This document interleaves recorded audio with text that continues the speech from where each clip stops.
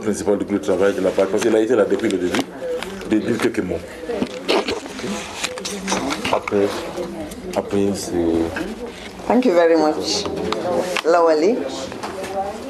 Just to add that a strong wind of change is blowing across Africa,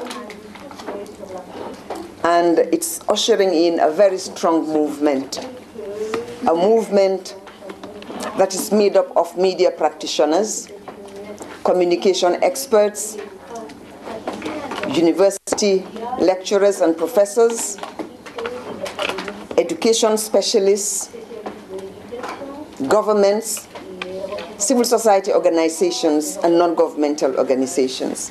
And a movement in which women and men have an equal voice.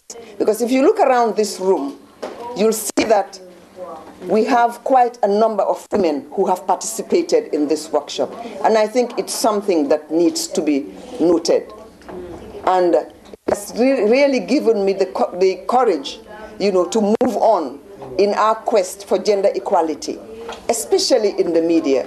So I think I would like at this point to say thank you to Munia for inviting all these men and women of substance, of caliber and timber, representing different countries in Africa to participate in this historic workshop.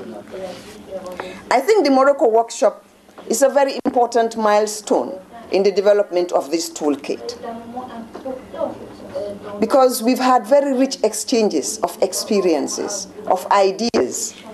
And one issue that came up and which we said on the first day should be included in the modules is the issue of religion and education. And I think this is a very important module that we need to develop. And listening to the contributions, the case studies, the different examples that have been given, the schools at the level of the home, the mobile equipment, that laboratories that are being used in Libya, and many, many other different examples that have been given from Morocco, from Tunisia, from Algeria, from Egypt, from Libya. I think, all these experiences will enrich the module and really make it an African, a continental module. The big gap that was in the module before we came to do this trial testing, I think, can now be filled and cemented.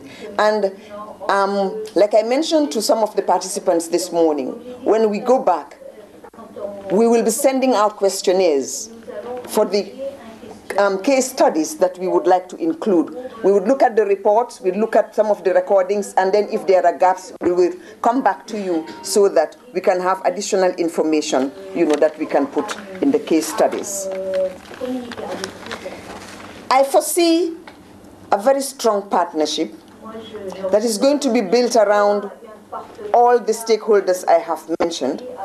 But I would like to highlight that I foresee a strong partnership being built around this toolkit with journalist unions and journalist associations on the continent, media regulatory bodies,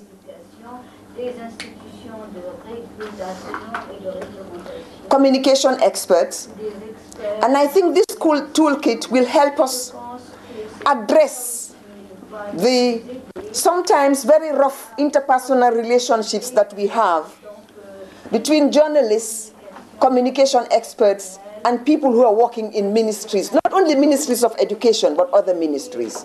Because sometimes there seems to be a lot of suspicion in the work that we do, whereas we all have a common goal, that is to promote development in our country. I think with this toolkit, some of those thorny areas, can be addressed. I would like to thank our dynamic and able regional coordinator, Munia Belafia. She is a professional in her own right. She is a professional in her own right. She is a journalist.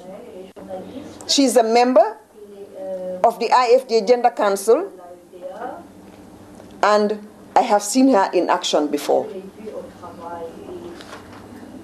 I would like to also thank Eunice, her husband, who is leading the Journalists Union, who is also a professional, who occupies a leadership position in the IFJ Executive Committee worldwide, and who is also on the executive board of the Federation of African Journalists, which is a continental body. So I would like to thank him. Behind every strong man, there is a woman. But behind every strong woman, there is also a man.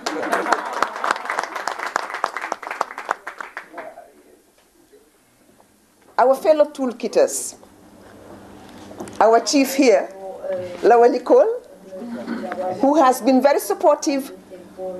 All the resources that have been used since we started working on this toolkit were provided by COMED. And I think if we have more institutions in Africa that can support such initiatives, Africa will go a long way in attaining its independence. Because we are, independence is just sometimes in words, because sometimes before we're even able to implement programs in our respective countries, we have to run to donor partners to be able to get the requisite finances for us to be able to implement our programs. So I think the more institutions we have on the continent that can support such initiatives that are homegrown, where you have Africans coming together and working on their initiatives and implementing those initiatives, I think we would go a long way in attaining, our independence to the level that we all aspire it to be. And in thanking Lawali, I would also like to thank his able team, Gilles and Michael, our doyen, Professor Opubo, our resource persons and rapporteurs, Flavian and Professor Chichi, our able translator who has actually transformed the original document that we had in French into what we have been able to use in this workshop, Natalie, and our able facilitators, Professor Kate Edu Adeku and Ambassador Cabral, for their invaluable contributions to the development of this toolkit. Special thanks to all the participants from all the countries, the hospitality of our Moroccan brothers and sisters, and, the friendly atmosphere. We've been here just for a couple of days, but it's like we've known each other for a long time. I think that kind of synergy, that kind of interaction, we need to build on that momentum. These are African. This is the African. Yes, exactly. Yes.